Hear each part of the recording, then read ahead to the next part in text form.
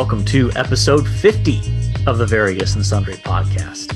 I'm your host, Matt Harmon, joined in virtual studio by my co-host, my good friend, and the man who looks up to Clark Griswold, John Scott Sloat. Doc, how's it going? Episode 50. Yeah, this feels like a little bit of a milestone. Yeah, where did the time go? 50. That's remarkable. I was not expecting to record 50 episodes this year. Yeah, but here we are. Here we are, and we look like we're going to be able to run the entire year offering weekly content. At least we have a plan for that. That's crazy. Yes. So we're about halfway through December, and obviously Christmas approaching. And if you'd like to get in touch with us on the pod, you can find us on Twitter at V&S You can hit us up by email, variousandsundrypodcast@gmail.com. We also have a Facebook page. You can find us at Various and Sundry Podcast, the podcast page. And if you'd like to, we would love for you to go on to the Apple podcast app and leave a review and a 5-star rating. Yeah, please, 5 stars. No, we're open to critical feedback, but just 5 stars. Yes, indeed. So are you, since we're about halfway through December here, John, how is your Christmas shopping coming along?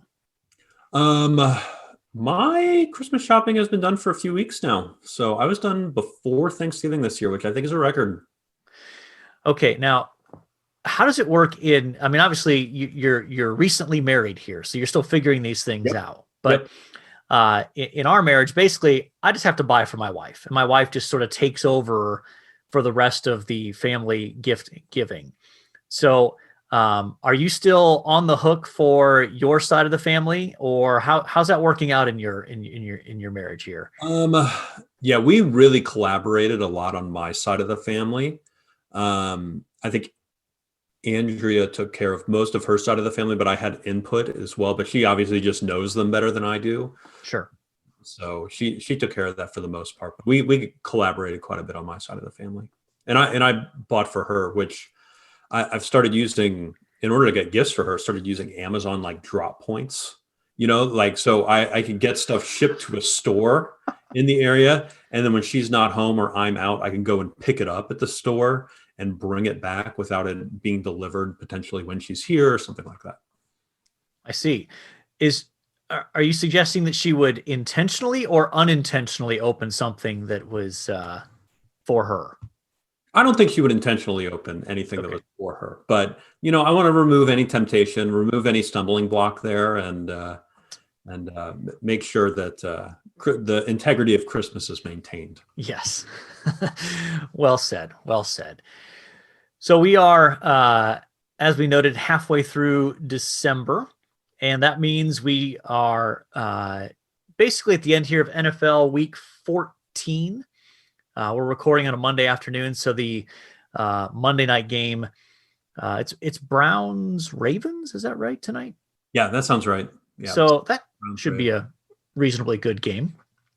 But the Browns seem to be playing really well right now, and the Ravens a little worse than maybe I expected at the beginning of the year. I think so.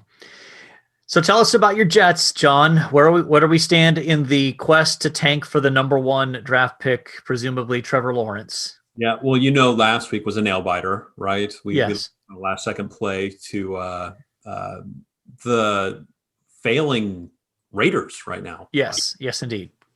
This week we played the Seahawks, who suffered a bad loss a week ago. We got blown out, I think, 40-3. Like it wasn't even close. Now, what's funny, if you go back throughout the season, we generally score first. So we were up 3-0 in this game. Then we gave up 40 points and never recovered.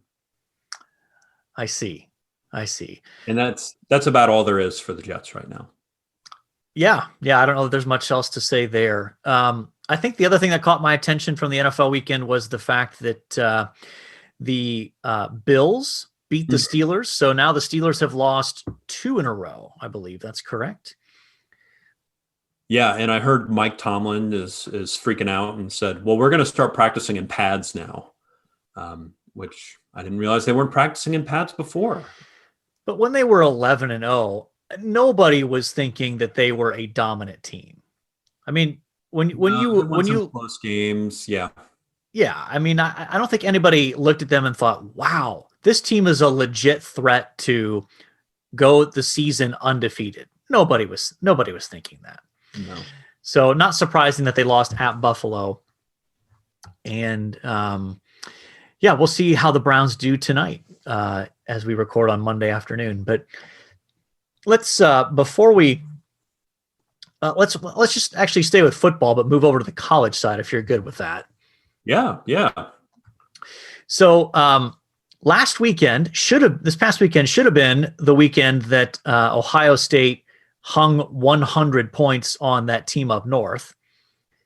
And that game was the game, as it's affectionately known, was canceled because the Wolverines did not think they had enough players to put a competitive team on the field.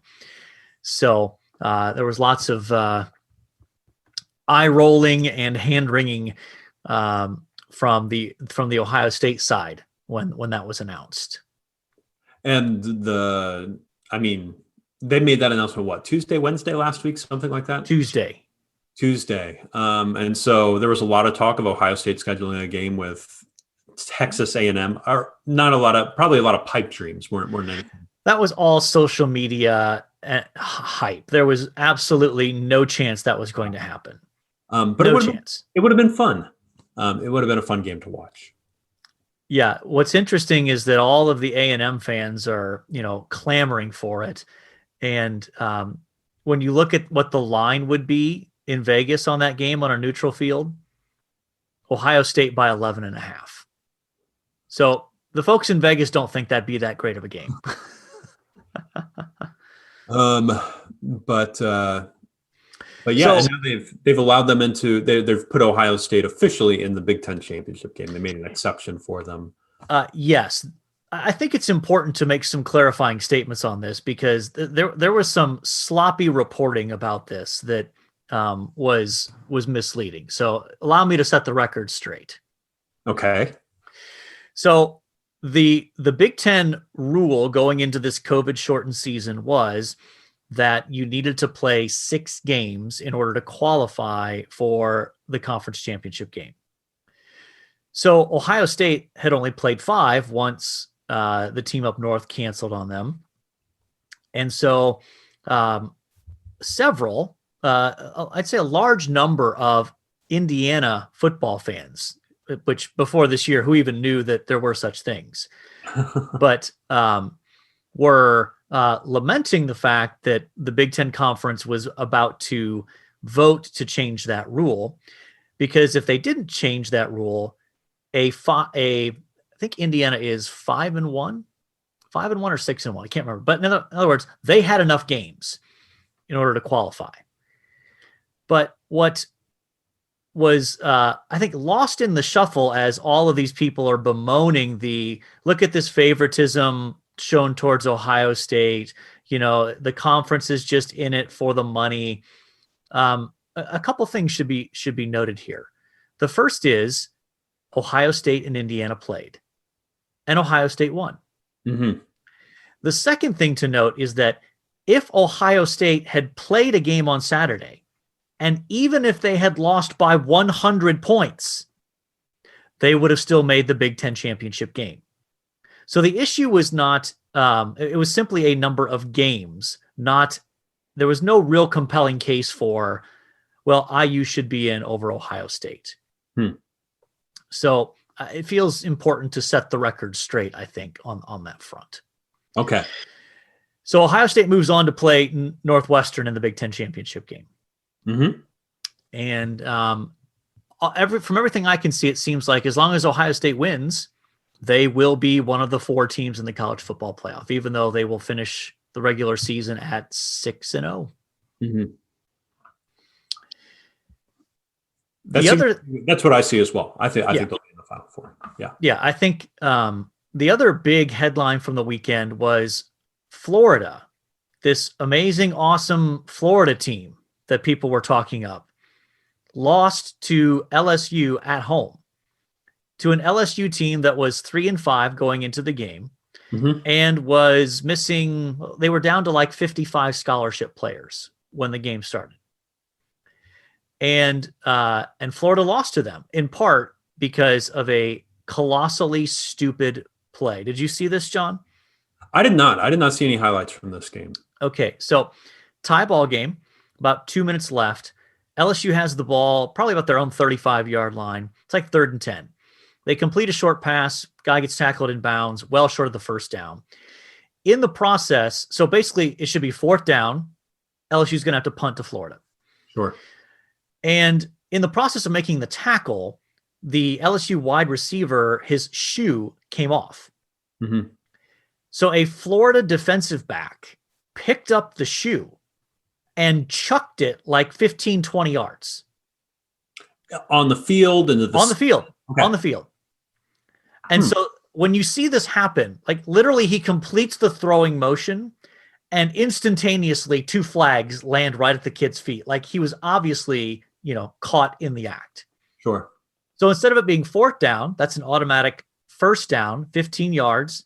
LSU goes on to kick the game-winning field goal from 57 yards. Florida had a chance to kick a tying field goal, missed it from like 52. So basically this very boneheaded play by a Florida player cost them the game late. But yeah, one of those bizarre games. And plus the game, there was fog.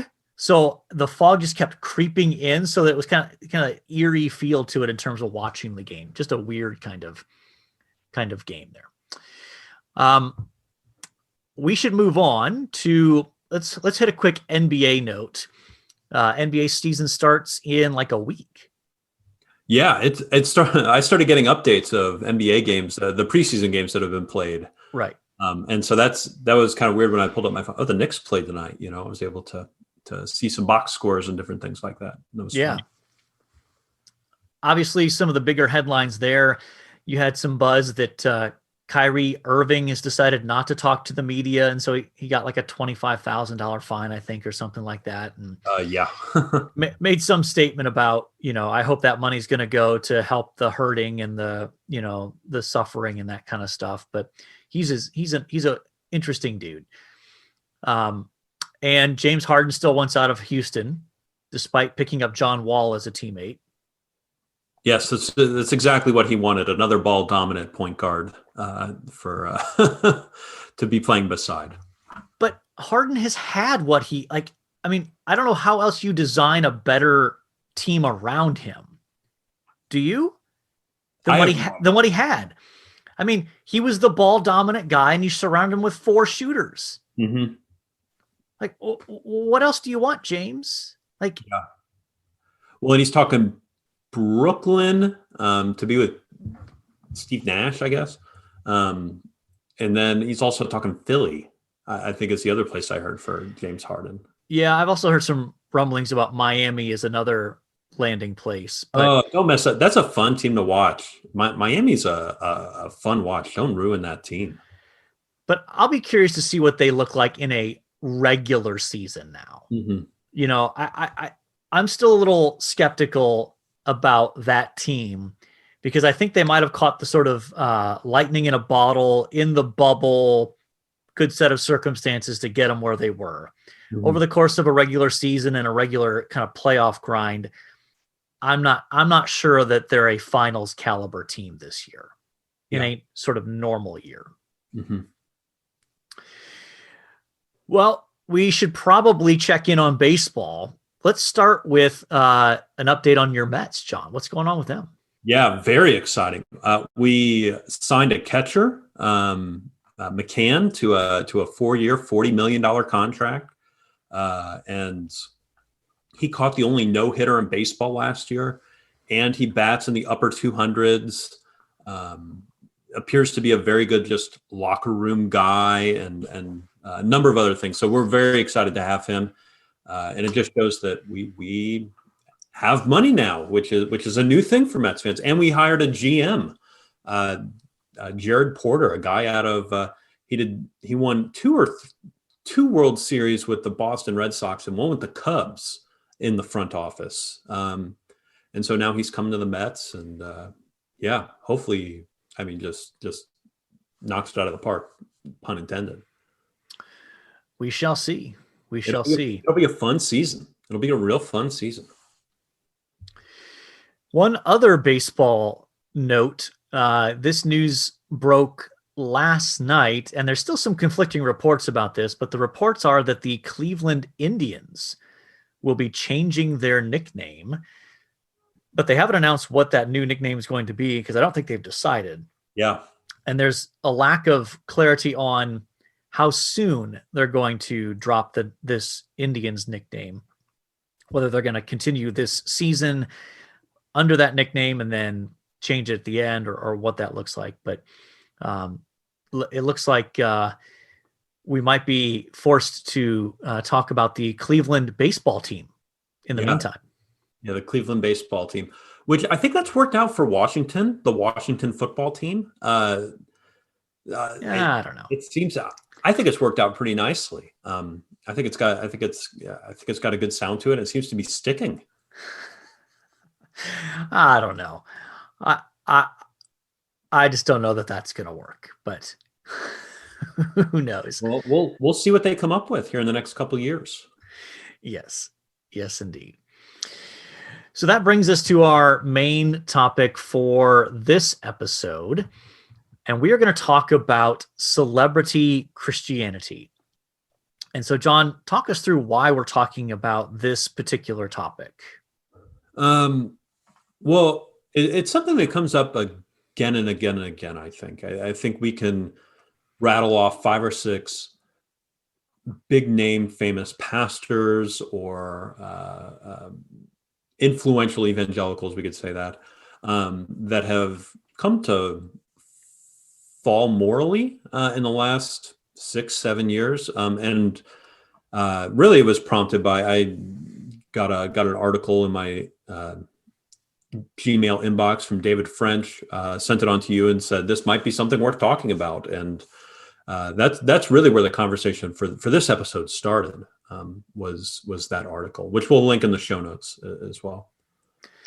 Yeah. And I think that it is helpful probably to note that this is a topic that you and I have talked about a number of times and over the course of many years now. So this goes back a ways in our sort of personal conversations. And in response to that article that you sent me, I sent you in return one by Carl Trueman, who all the way back in 2014 raised serious concerns about celebrity pastors and celebrity Christianity within the Reformed evangelical movement. So in one sense, this is nothing new, though this is the first time I think we've directly addressed it here on the pod. Yeah. And the David French, the Carl Trueman article, while very good, does not name any names. Correct.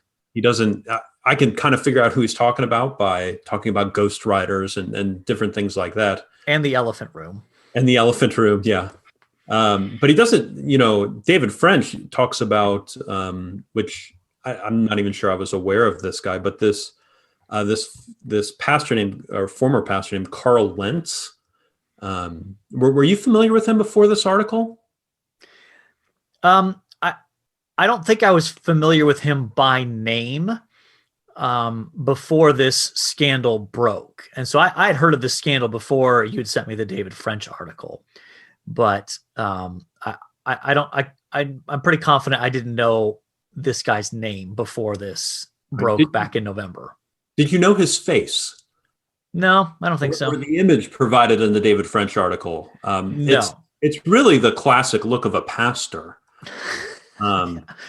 If by classic look of a pastor you mean a hipster wannabe trying to dress like a Hollywood celebrity pastor, then yes. Are you looking at the image right now? Do you have the image up? I do. Well, give me some feedback. What are you noticing here? Okay, so you've got yeah, boy, I mean, you've got the sort of the classic stubble look. You've got the hair that's kind of shaved up on the sides, and then got some product in it on the top. Kind of messy, but in a clearly intentional way, kind of messy. You've got the old 70s era glasses kind of thing that are now back in style. Yeah. The bar across the top there. And then you've got what appears to be he's got like a V-neck shirt underneath. He's got like a black hoodie and then some sort of gray jacket with some kind of logo there on the left side of the chest that is kind of obscured by the picture. But He's got the gold medallion as well. yes. Yeah. So, I mean, if you didn't know who this guy was and you just showed this picture, you would think he was some sort of celebrity / entertainment figure, right? Or somebody who just went through like extreme makeover challenge or something like that and had like a team descend on him and change his look. Really he's an accountant in Virginia or so, and not a pastor of Hillsong Church in New York City. Yeah. I had not heard of him. I had heard of Hillsong New York Church. I know it had taken off in the last 7 to 10 years. And I knew that some celebrities had been there. And according to the David French article, Justin Bieber had been there. Kevin Durant had been there as well. And he was fired, I believe, right at the beginning of November for, I believe, infidelity. Yeah, that's correct. And later that, he got fired, he confessed. And then after that, his paramour, as the article said, went on Good Morning America to discuss the affair. Yeah. What does this make you think? I mean, you kind of got like a funky smile, not smile, but kind of just like a, yeah, whatever, Yeah. I mean, but it fits with the celebrity thing, doesn't it? Like, I mean, if I remember correctly, I think he portrayed himself as a sports agent to this woman that he was having the affair with. Am I remembering that correctly? Really? No, I did not. I think that's the case. In any case, look, you know me well enough to know that I am very suspicious, naturally suspicious of any big personalities, regardless of what context we're in. Anyone who's kind of that big, bombastic, seems to draw attention to themselves kind of personality, I am immediately suspicious of. Now, let's dig in a little bit there. Why is that? Because I think that the primary reason is probably my perception of people like that typically seem to be talking a big game to compensate for a lack of substance behind it. Mm-hmm. And furthermore, I just think, especially in the ministry context, I think that just feels like the opposite of the kind of humility that is supposed to characterize a ministry leader. So it seems to, if I can put these words in your mouth, it seems to cultivate something of, as Carl Trueman would say, a cult of personality. Yeah. Following of the individual, maybe, and maybe not even of Christ, but of this person. Yeah, absolutely. Absolutely. I mean, I think, I don't know that we've told this. I don't think we've told this story on the pod, but you've heard me tell this story several times before about the first time that I met Mark Driscoll. Oh yeah. No, those are good stories. And I'll just tell it briefly because I think it's a good story.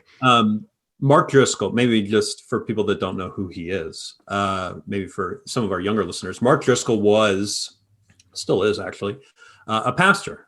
He was a pastor in Seattle, Washington.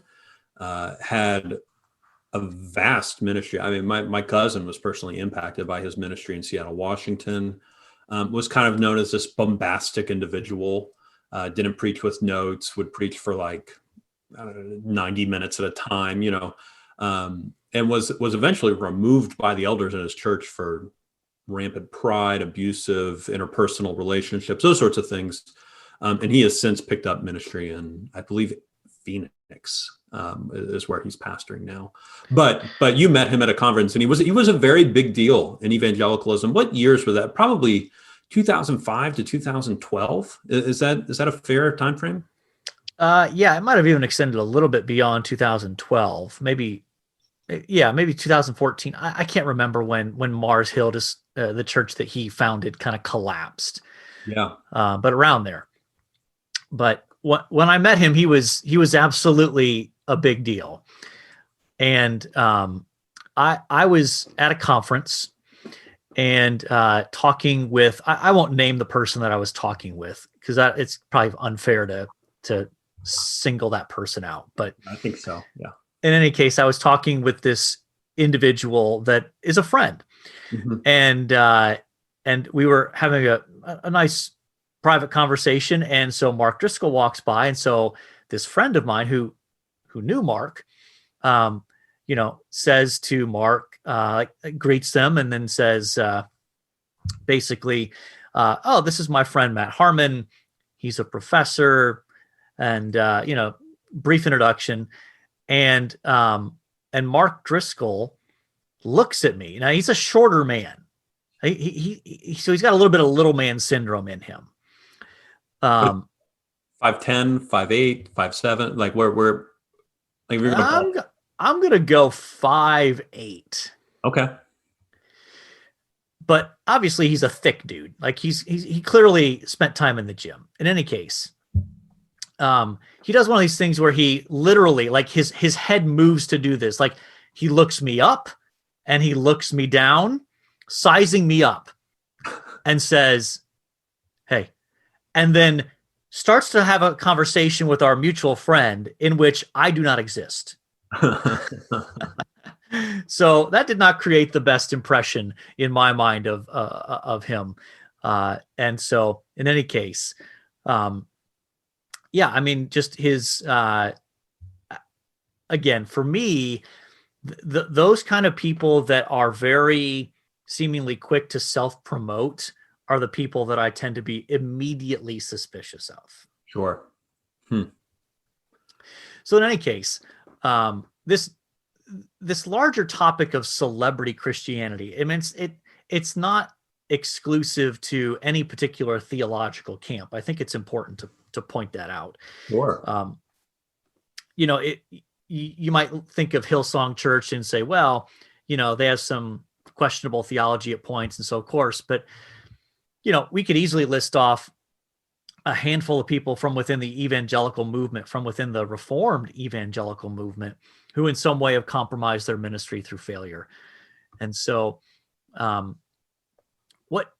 maybe I think it'd be helpful for us at this point to try to isolate what are some of the issues that seem to be underlying this tendency, this issue. Like, how do we get here, and how do we notice it? What are some of the symptoms of it?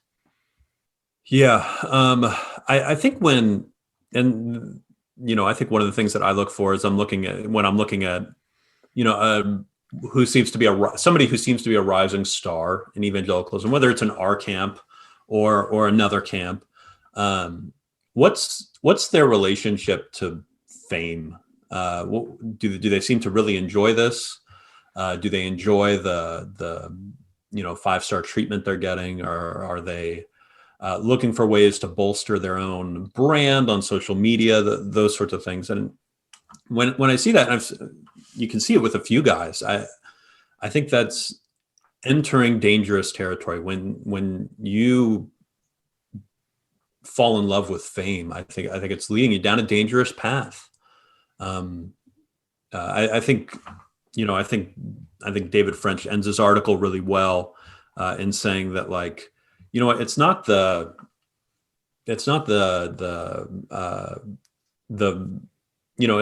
the moment you fall that's the issue. It's the decisions that lead to you falling that are really the issue. And I think part of that is really falling in love with fame and falling in love with yourself and thinking that, God can't do this without me. And I think it's that moment where God's going to go, no, I'm going to do this without you. Yeah. What do you think of now? That's the first thing that comes to my mind. What about yourself? Well, I think it's important to point out that this idea of celebrity Christianity is not new.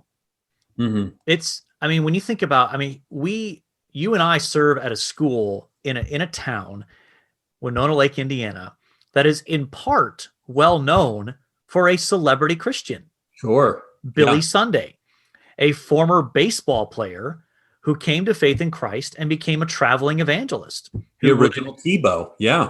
Yeah, absolutely. So, that was over 100 years ago. Mm-hmm.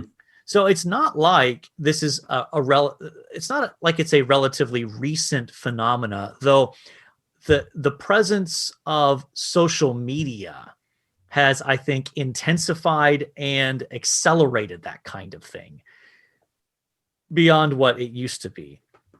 But, I think there's something to say for, and I think there's this, I'll put it in terms of the broader evangelical movement. I think because a large number of evangelicals feel more and more culturally marginalized, they're attracted to celebrities because they think, oh, well, if somebody who's really well known can be an advocate for our views, maybe the culture will actually listen more or accept us more. If we have a prominent person who is, identifies as a Christian, then maybe that will shed a favorable light on Christianity, as if the fate of the spread of the gospel depends on celebrity conversions, essentially. Mm-hmm. And, that even just to say that, I hope makes it sound as ridiculous as it is.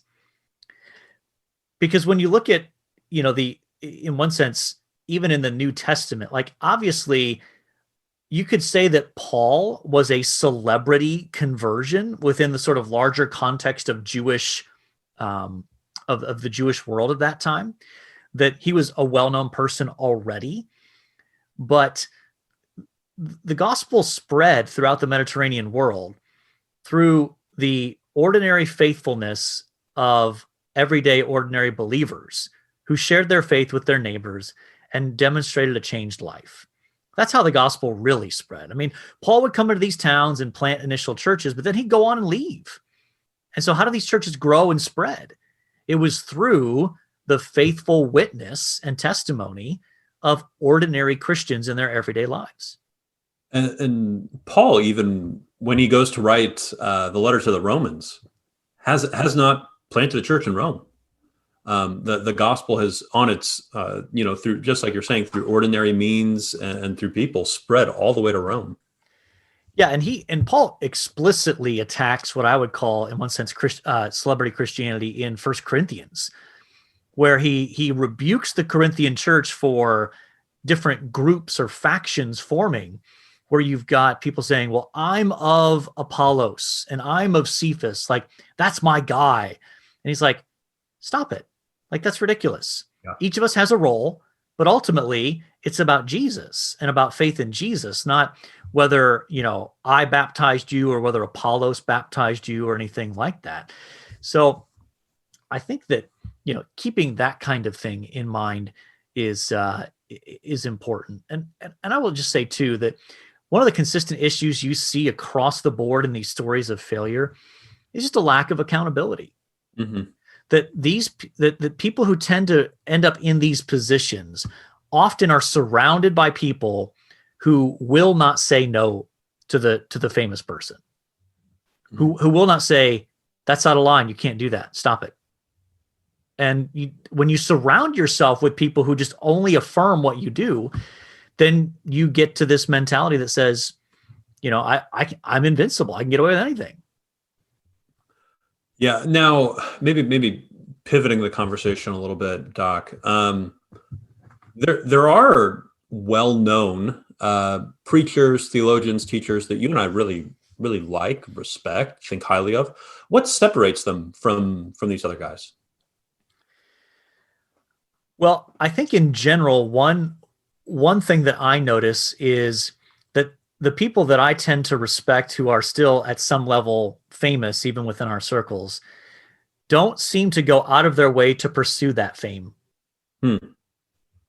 That they don't come across as, oh, he's building a platform. Like he's really active on social media and he's leading up to a book launch or something like that. Like, no, they tend to be famous because of the content of their ministry and the helpfulness of what they have done, rather than any sort of image that they've cultivated through social media or hitting the conference circuit or whatever that might be. I also think there's a sense in some of those guys, and echoing what you're saying, but I think there's also a sense that, my goodness, some of these guys really don't like fame or what it has to bring, and will actually preach or teach things that would upset some of the people there. I think John Piper is a good example of that. Just a guy who owns the same suit for like 10, 15 years. Will take the same suit to multiple conferences, and can't stand the fame, and will actively preach in a way that tries to upset people at one level or another. And I think that one key thing that, and maybe we can transition this into, what are the solutions to pushing back against this? And I would say that one of them is obviously the better accountability. Mm-hmm. And the fact that too often it seems like even if these sort of so-called celebrities are in a local church, they often don't seem accountable to their local church. Sure.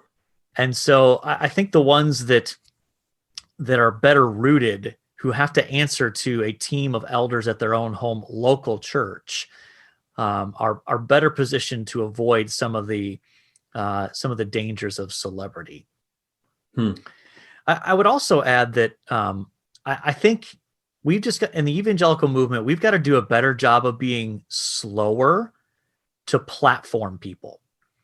And we saw a little bit of this with with the what seems to be probably a genuine conversion of Kanye West.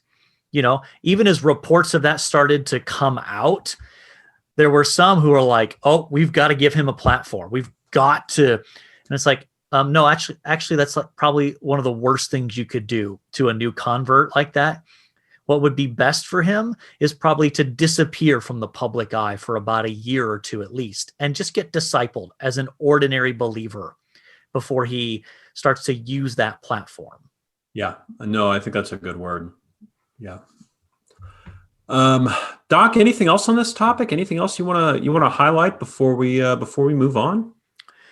I'd say one more thing is that as we think about, some of the conferences where you get this, where platform becomes an issue, right? Mm-hmm. These big conferences, I think we could maybe do a better job of trying to put what I might refer to as quote unquote ordinary pastors on the stage, people who the vast majority of the people at the conference may have never heard of and might not have much of a Twitter following, but because people know them and know that they are a faithful pastor in their local congregation, that they give them an opportunity to preach or speak at a conference, to highlight the content of what they say rather than the person who says it.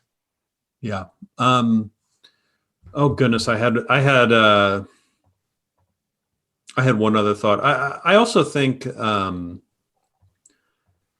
getting people more excited about their current pastor, allowing people to reflect on the good things that their pastors do, how they are gracious, how well they shepherd, preach, teach, those sorts of things. I Sure. think could be a helpful thing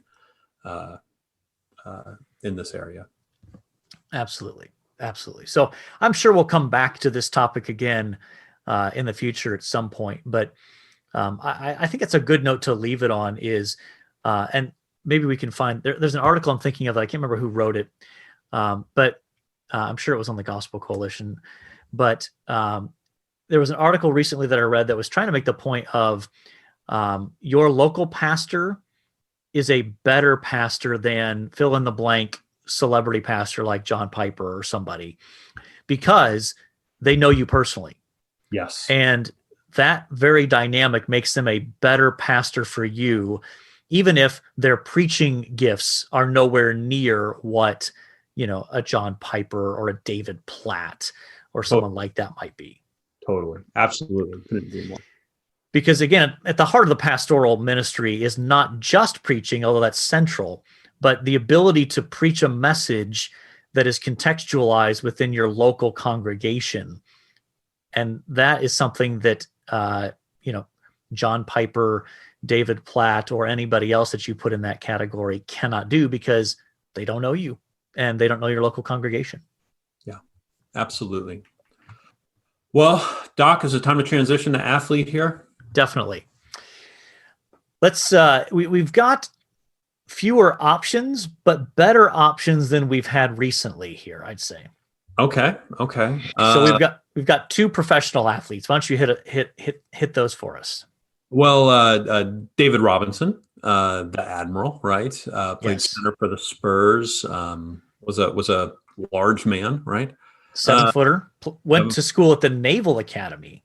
Yeah. And had to delay his professional career while he served out his naval commitment. Yeah. Pretty cool. And then Mike Singletary was a linebacker for the Bears, and eventually I remember him as a coach for the 49ers. Yep. Legendary, all-time great linebacker for the Bears, to be sure. In terms of Ohio State athletes, the most notable one here is Vernon Golston, who was a defensive end from 2004 to 2007, and until recently held the single-season sack record at Ohio State. Was broken by Chase Young. And noteworthy in your mind is the fact that he was drafted by the Jets, who subsequently ruined him. Yeah, he just couldn't get off the schneid. He just couldn't get his career going. I think he maybe had 5 sacks in his career. Played for the Jets for 3 or 4 seasons before getting let go. Yeah. I was disappointed that he didn't have a better professional career. But who you like out of this? Well, if we're going for the integrity pick, it's David Robinson, no question. If we're going for the fun pick, I think it's Mike Singletary, right? The dude in a passionate get his team fired up, the 49ers pulled down his pants. And I can't remember what the speech was. I remember seeing it on ESPN at the time, but all I remember is that he pulled down his pants to fire up his team. Well, that's some great criteria right there. So do you go with the integrity or do you go with the ridiculous piece of sports trivia? Okay, well, I'm going to make an argument that you go with the integrity, especially in light of our main topic being celebrity Christianity. Okay. I think we should probably go with the Admiral, the 2-time NBA champ. And he was really a part of turning that franchise around. I mean, Greg Popovich, the coach there, was essential as well. But David Robinson was kind of the key piece there. And part of what he's also known for is he did win the scoring title in what was that there? It was 93, 94. And he scored 71 points on the last game of the season to edge out Shaquille O'Neal. And basically people criticized him because his team was just like, you're going to shoot the ball every time down the floor, because they were trying to obviously get him the scoring title. But in any case, he also professes to be a believer. And little known fact, I actually met David Robinson. You met David Robinson? I did. Yes. Yeah. Yes. I was at a conference in Indianapolis with Campus Crusade way back in the day during his playing days.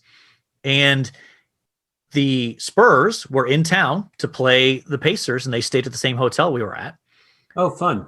And so bumped into him and got to talk with him briefly. So in any case, David Robinson it is. David Robinson it is. Yeah, great player. All right. One thing you like, John? Well, this week I discovered a website called Camel Camel Camel. Okay. I understand it sounds strange, but Camel Camel Camel what it does is it works with Amazon.com and it tracks prices on products on Amazon.com. And you basically put in a product and it will send you an email when it hits the lowest price it's ever been, basically. So for instance, I was looking at a board game. Board games, while a ton of fun, are also super expensive. Yes. And on Amazon, they're $45, which is ridiculous. So I put it in Camel and hit send me an email when this drops, and it dropped down to $25. I got an email and I went in there and purchased the game. So look, if you're willing to wait, it's super helpful. Okay. It'll even show you the pricing history of something, so you know what times of years it's dropped and those sorts of things. Very nice. Very nice. Yeah, so I'm going to go with a book that I'm about halfway through by Carl Trueman called The Rise and Triumph of the Modern Self. It's not the lightest of reads, but I'm enjoying it. It's a very good cultural analysis, very highly praised across the board by a lot of different Christian writers and thinkers. So it is very illuminating in helping understand how we got to this cultural moment that we are currently in. So I highly recommend it, though. Again, I will stress it's not a light read.